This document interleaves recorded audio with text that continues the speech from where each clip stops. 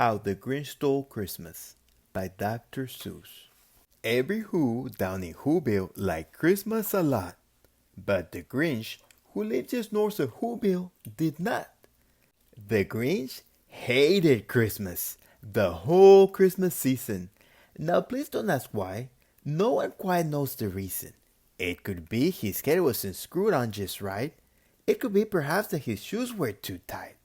But I think that the most likely reason of all might have been that his heart was 2 sizes too small. But whatever the reason, his heart or his shoes, he stood there on Christmas Eve hating the Who's, staring down from his gate with a sour grinchy frown at the warm-lighted windows below in their town. For he knew every Who down in Whoville beneath was busy now hanging a mistletoe wreath. And they are hanging their stockings, he snarled with a sneer. Tomorrow is Christmas, is practically here. Then he growled with his Grinch fingers nervously drumming. I must find some way to stop Christmas from coming, for tomorrow he knew all the Who girls and boys will wake bright and early. They rush for their toys and then, oh the noise, noise. That's one thing he hated, the noise. Then the Who's young and old will sit down to feast, and they'd feast, and they'd feast, and they'd feast. They will feast on Who pudding and rare Who roast beef, which was something that Grinch couldn't stand in the least. And then they'd do something he liked least of all. Every Who down in Whoville, the tall and the small, will stand close together with Christmas bell ringing. They stand hand in hand and the Who's will start singing. They'd sing and they'd sing and they'd sing. And the more the Grinch thought of this Who Christmas sing, the more the Grinch thought, I must stop this whole thing. Why, for 53 years I put up with it now. I must stop this Christmas from coming. But how? Then he got an idea. An awful idea. The Grinch got a wonderful, awful idea. I know just what to do. The Grinch laughed in his throat, and he made a quick Santa Claus hat and a coat. And he chuckled and clucked, what a great Grinchy trick. With this coat and this hat, I look just like Saint Nick. All I need is a reindeer. The Grinch looked around. But since reindeer are scarce, there was none to be found. Did that stop the old Grinch? No. The Grinch simply said, if I can't find a reindeer, I'll make one instead. So he called his dog Max. Then he took some red thread and he tied a big horn on the top of his head. Then he loaded some bags and some old empty sacks on a ramshackle sled and he hitched up old Max. Then the Grinch said, giddy up! And the sleigh started down toward the homes where the Who's lay as news in their town. All their windows were dark, quiet snow filled the air, all the Who's were all dreaming sweet dreams without care. When he came to the first little house on the square, this is stop number 1, the old Grinchy Claus hissed, and he climbed to the roof, empty bags in his fist. Then he slid down the chimney, a rather tight pinch, but if Santa could do it, then so could the Grinch. He got stuck only once, for a moment or two. Then he stuck his head out of the fireplace flue, where the little Who stockings all hung in a row. The stockings, he grinned, are the first thing to go. Then he slithered and slunk, with a smile most unpleasant, around the whole room, and he took every present.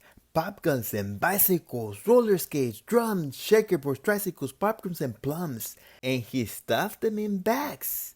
Then the Grinch, very nimbly, stuffed all the bags, one by one, up the chimney. Then he slunk to the icebox. He took the Who's feast. He took the Who pudding. He took the roast beast. He cleaned out the icebox as quick as a flash. Why, the Grinch even took their last can of Who hash. Then he stuffed all the food up the chimney with glee. And now, grinned the Grinch, I will stuff up the tree. And the Grinch grabbed the tree and he started to shove when he heard a small sound like the coo of a dove. He turned around fast and he saw a small who, little Cindy Lou Who was no more than 2. The Grinch had been caught by this tiny Who daughter, who got out of bed for a cup of cold water. She stared at the Grinch and said, "Santa Claus, why? Why are you taking our Christmas tree? Why?" But that old Grinch was so smart and so slick. He thought up a lie and he thought it up quick. "Why, my sweet little tot," the fake Santa Claus lied, "there's a light on this tree that won't light on one side. So I'm taking it home to my workshop, my dear. I'll fix it up there, then I'll bring it back here." And his fifth fooled the child. Then he patted her head and got her a drink and sent her to bed. And when Cindy Lou Who went to bed with her cup, he went to the chimney and stuffed the tree up. Then the last thing he took was the log for the fire. Then he went up the chimney himself, the old liar. On their walls he left nothing but hooks and some wire. And the one speck of food that he left in the house was a crumb that was even too small for a mouse. Then he did the same thing to the other Whose houses, leaving crumbs that were much too small for the other Whose mouses. It was 1/4 done, all the Whos still at bed, all the Whos still at snooze, when he packed up his sled, packed it up with their presents, their ribbons, their wrappings, the tags and the tinsel, the trimmings, the trappings. 3,000 feet up the side of Mount Crumpet, he rode with his load to the tip-top to dump it. Boo-boo to the Whos, he was grinchily humming. They're finding out now that no Christmas is coming. They're just waking up. I know just what they'll do. Their mouths will hang open a minute or two. Then the Whos down in Whoville will all cry boo-hoo. "That's a noise," grinned the Grinch, "that I simply must hear." So he paused. And the Grinch put his hand to his ear, and he did hear a sound rising over the snow. It started in low, then it started to grow. But the sound wasn't sad. Why, this sounded merry.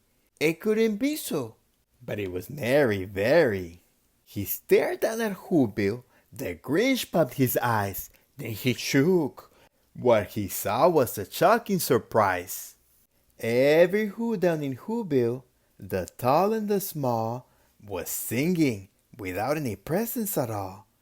He hadn't stopped Christmas from coming. It came. Somehow or other, it came just the same. And the Grinch, with his Grinch feet ice cold in the snow, stood puzzling and puzzling. How could it be so? It came without ribbons, it came without tags, it came without packages, boxes, or bags. And he puzzled 3 hours, till his puzzler was sore. Then the Grinch thought of something he hadn't before.